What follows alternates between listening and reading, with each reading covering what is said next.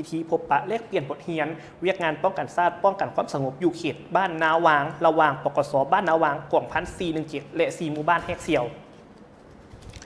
ในท้ายอาทิตย์ที่ผ่านมาของการปกสบ้านนาวางได้มีการพบปะแลกเปลี่ยนบทเรียนป้องกันชาติป้องกันความสงบอยู่กลุ่มเขตบ้านนาวางระหว่างของการปกสบ้านนาวางกล่องพัน417และ4หมู่บ้านแฮกเซียวพิธีดังกล่าวได้มีการจัดขึ้นอยู่ที่ทั้งสโมสรกล่องพัน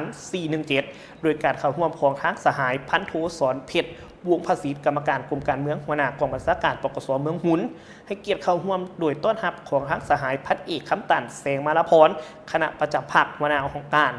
กองพลทหาร5ที่3มีทั้งคณะภาคคณะบรรษากองพัน417องค์การปกครอง4หมู่บ้านแฮกเซียวนั่นก็คือทางบ้านบวมเหลาน้ำย้อนนาวางและบ้านลองอินเข่าห่วมพิธีดังกล่าวได้มีการรับฟังการรายงานสรุปประโยชน์ของสองกำลังในการเคลื่อนไหวจัดตั้งปฏิบัติหน้าที่วิจงานการลงก่อสร้างหักฐานถอดถอนบทเรียนอันได้จุดดีจุดอ่อนเกี่ยวกับข้อคงข้างจากนั้นก็ได้มีการประชุมประกอบความคิดความเห็นอย่างกวงไปกลางมายกให้เห็นถึงปรากฏการณ์ย้อนข้อที่เกิดขึ้นในสังคม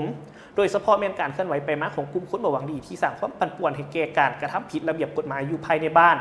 อิทธิกำลังปรปักษ์ศาสนาการฆ่ามนุษย์การสอกโกงทรัพย์สินทางออนไลน์การกระทำผิดที่แต่ต้องถึงวัฒนธรรมที่ของประเพณีการขัดต่อแนวทางการพัฒนาเศรษฐกิจสังคมภาครัฐเป็นต้นเมียนปัญหายาเสพติดติดพันกับการที่ลักงัดเงะสร้างความเสียหายให้เกี่ยวกับสังคม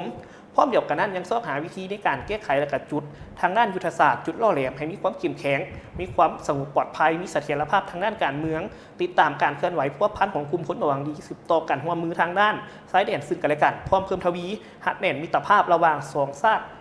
ของสองกำลังเฮ็ดให้มีความแน่นแฟ้นยิ่งขึ้นต้องขอขอบใจจากทางคำอุ่นสุริทองมาณที่นี้ด้วยอันนี้ต้องขอขอบใจภาพและข้อมูลข่าวสารจากเพื่อนมาณที่นี่นำ